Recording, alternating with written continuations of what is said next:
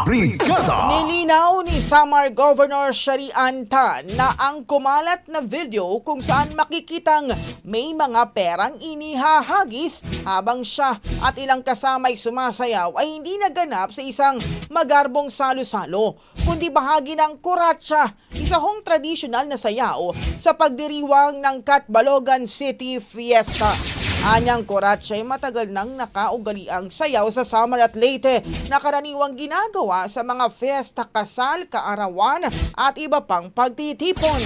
Bahagi din ito ng tinatawag na galaw-galaw o money showering na sumisimbolo ng pagkakaisa at pagbibigayan sa komunidad. Dagdag pa, lahat ng naliko mula sa kuratsa ay idinonate sa 4 na simbahan sa Catbalogan City, kabilang ang St. Bartholomew Parish Church at iba pang kapilya.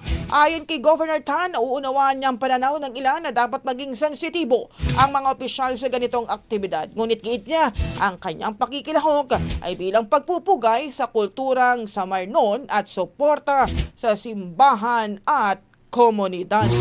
Ang bahaging ito ay hatid sa atin ng Yummyvit ES3 Syrup. Simulang tuparin ang pangarap ng iyong anak. And stunting now!